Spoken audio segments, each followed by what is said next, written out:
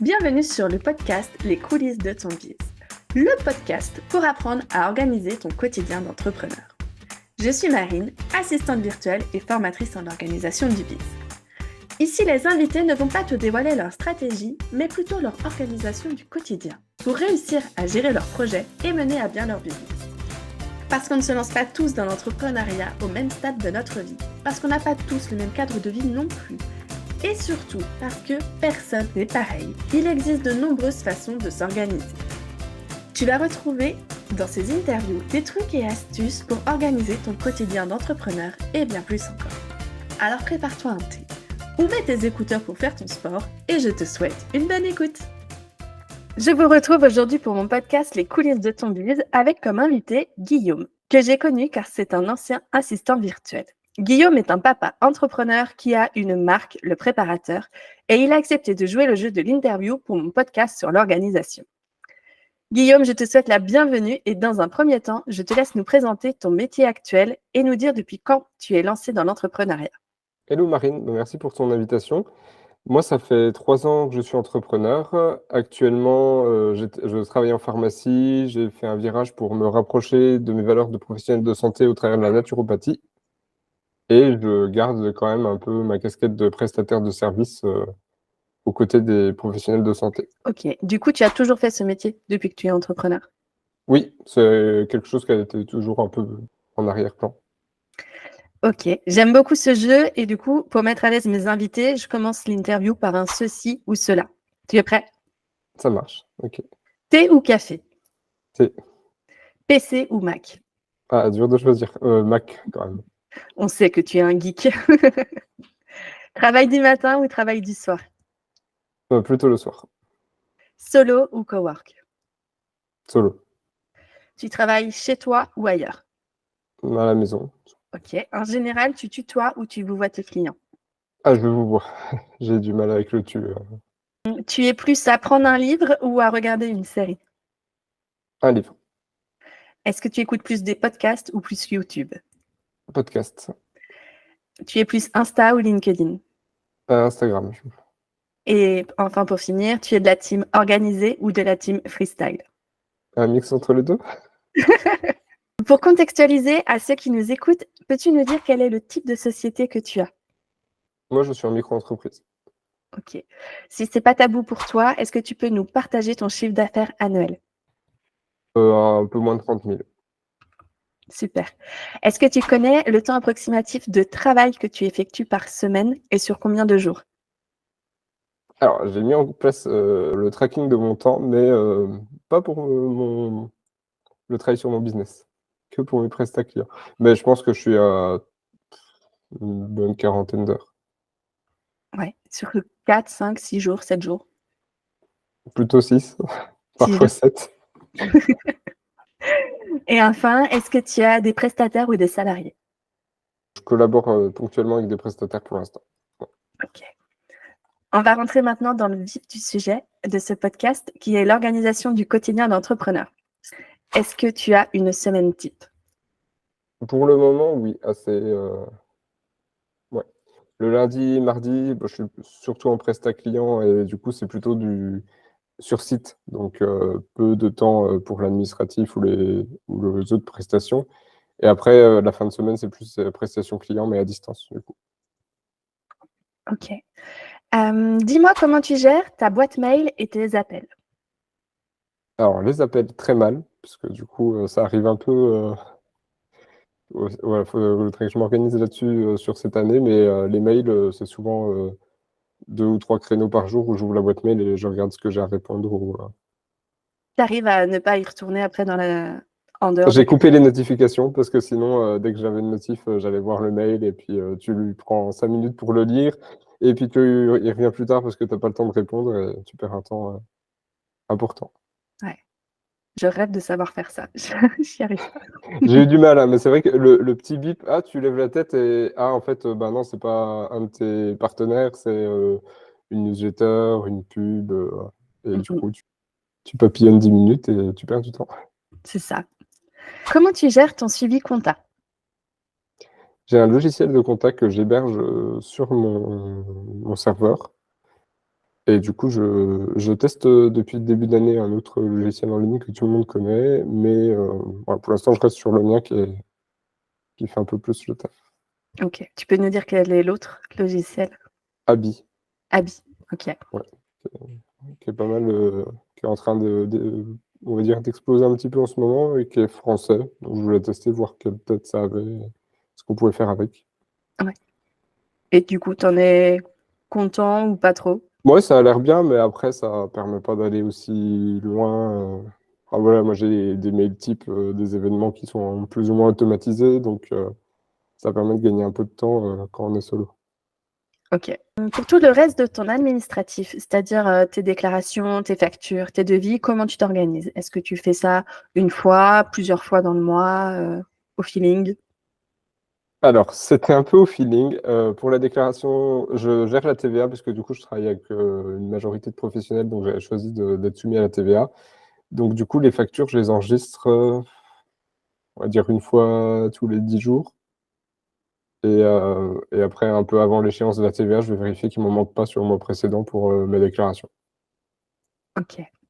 Et là, j'ai fait ma déclaration URSSAF de janvier, du coup, donc je suis pile dans les temps. C'est top. Pour ceux qui ne sont pas au courant, aujourd'hui, nous sommes le 1er février quand on enregistre ce podcast. Prochaine question, Guillaume. Comment tu organises tes projets?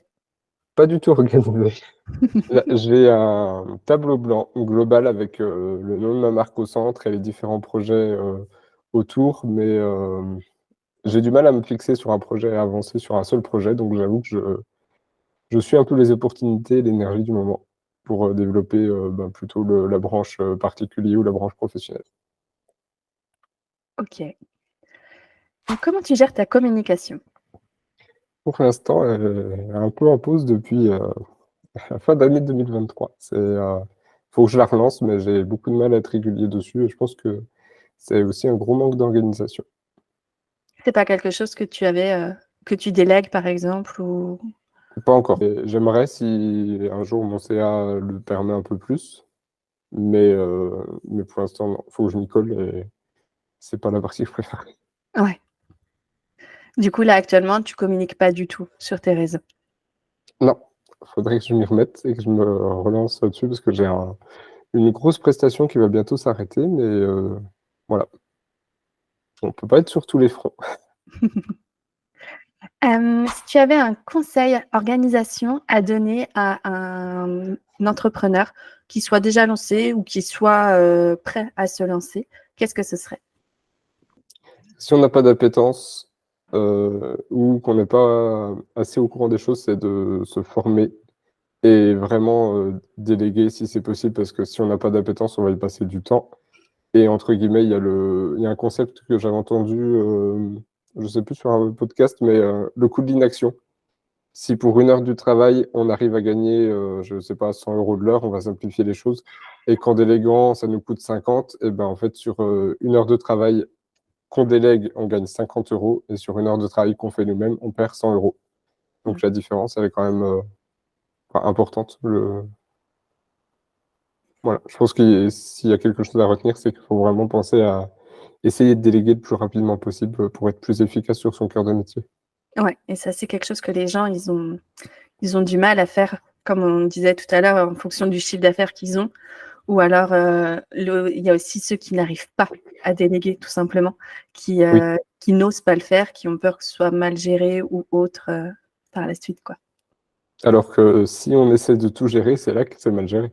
Oui, Je sais que si je pouvais déléguer, voilà, la communication sur Instagram, bah, au moins serait effective, quoi. Ça ramerait pas depuis plusieurs mois et ça permet de gagner du temps parce que le temps qu'on passe à faire, la communication, l'administratif ou autre, c'est du temps où on n'est pas à faire son cœur de métier. c'est ça.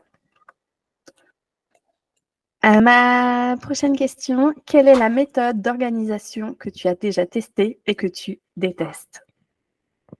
Par méthode, tu entends quoi? Les pomodoro et choses comme ça Voilà, ou? ce genre de méthode.